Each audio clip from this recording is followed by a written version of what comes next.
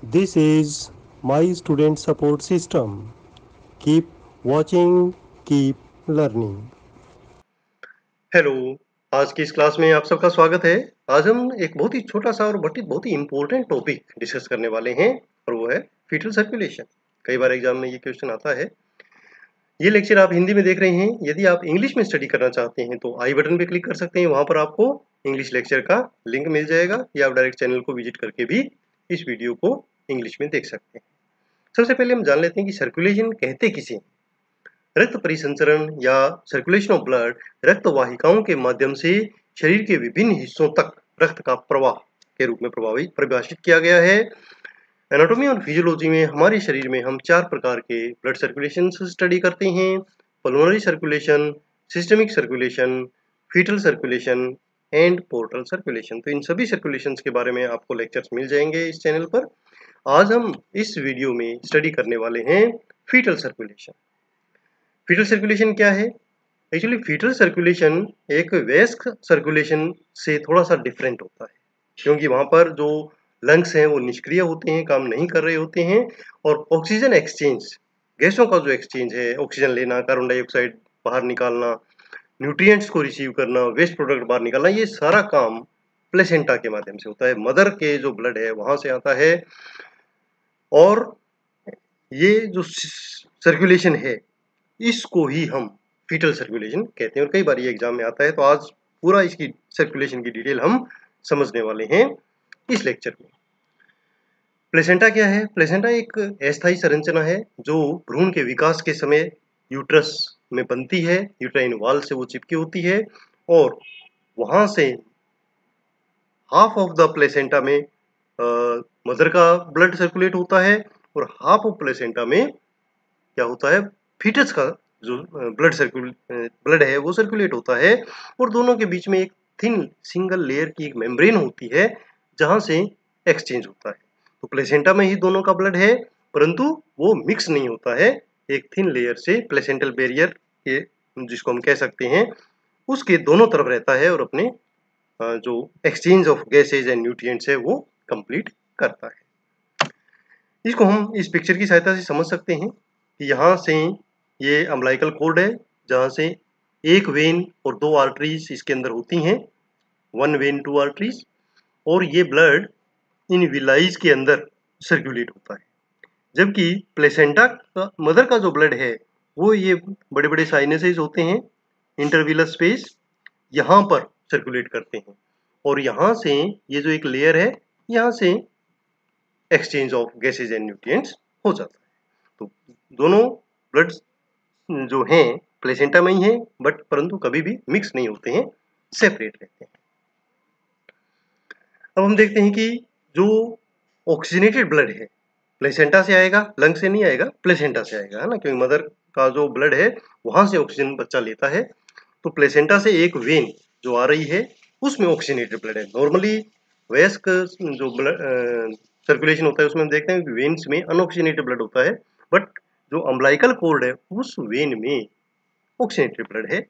ये ब्लड जब लीवर की तरफ आ रहा होता है तो लीवर में प्रवेश ना करके एक बाईपास होता है, स्पेशल अडेप्टेशन होता है डक्टस विनोसस, जो फीटस में होती है, बाद में ये बंद हो जाती है, क्लोज हो जाती है।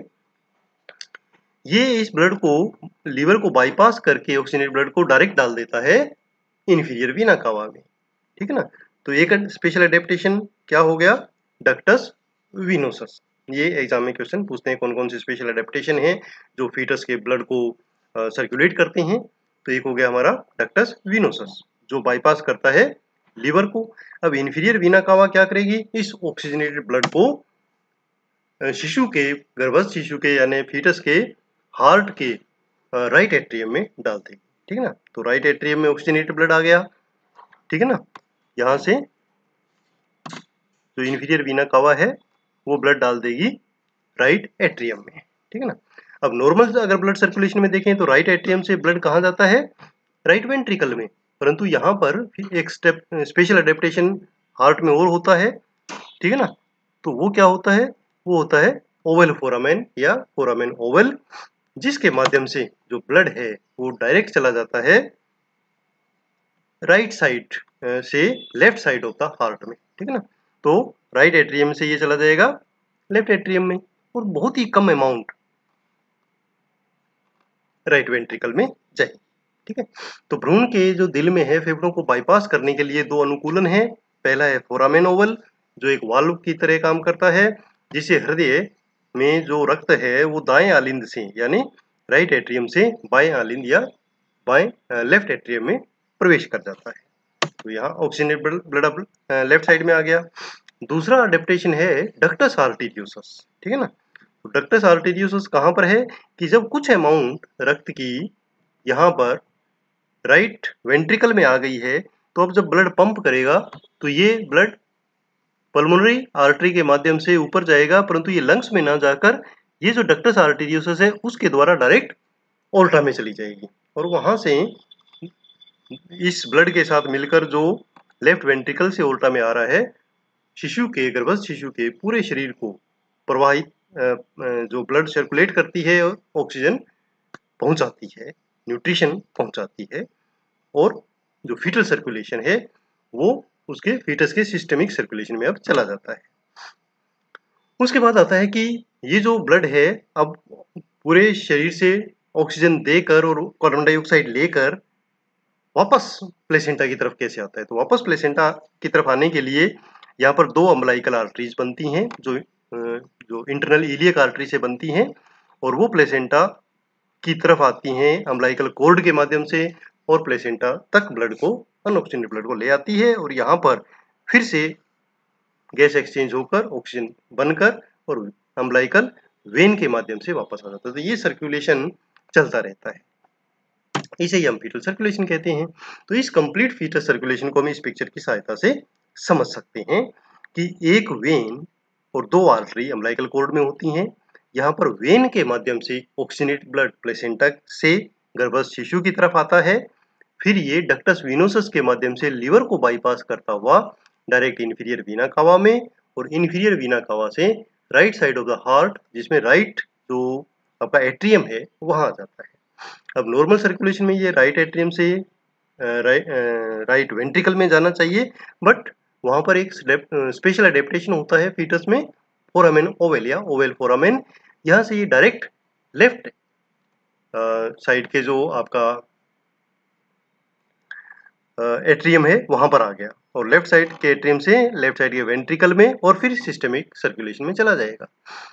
और जो ब्लड थोड़ा बहुत अमाउंट राइट वेंट्रिकल में गया है वो पंप कर दिया जाता है पल्मोनरी आर्टरी में, बट पल्मोनरी आर्टरी से ये लंग्स की तरफ नहीं जाकर, या बहुत ही कम अमाउंट जाकर, ज्यादातर अमाउंट डक्टस आर्टेरियोसस, एक अडेप्टेशन और है, उसके माध्यम से ये चला जाता है ऑर्टा में, और वहां से शिशु के सिस्टमिक सर्कुलेशन में चला जाएगा। शिशु की पूरी बॉडी को ऑक्सीजन प्रदान की जाएगी, न्यूट्रिशन दिया जाएगा, और वहां से जो वेस्ट प्रोडक्ट है कार्बन डाइऑक्साइड है वो रिसीव कर एक इंटरनल इलियक आर्टरी से दो वेन निकलेंगी, एक एक आर्टरी से एक एक आर्टरी। तो ये जो अम्बलाइकल आर्टरीज हैं ये अनऑक्सीजनेटेड ब्लड लेकर प्लेसेंटा की तरफ चली जाएंगी। तो इस प्रकार एक फीटल सर्कुलेशन कंप्लीट होता है।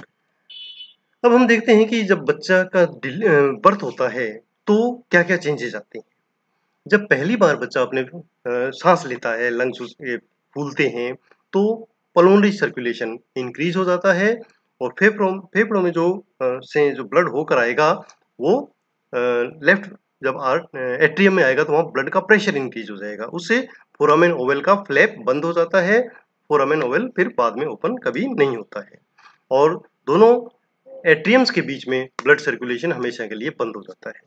इसी प्रकार जब ये राइट एट्रियम के अंदर, राइट एट्रियम से राइट वेंट्रिकल में जो ब्लड आ गया, तो उसमें प्रेशर काफी ज्यादा होता है, और वो जो ब्लड है वो डायरेक्टली भेज दिया जाता है पल्मोनरी सर्कुलेशन में, और वहां पर जो डक्टस आर्टेरियोसस है वो भी क्लोज हो जाता है, ठीक है ना। ऑक्सीजन के लेवल इंक्रीज होने से डक्टस आर्टेरियोसस क्लोज हो गया।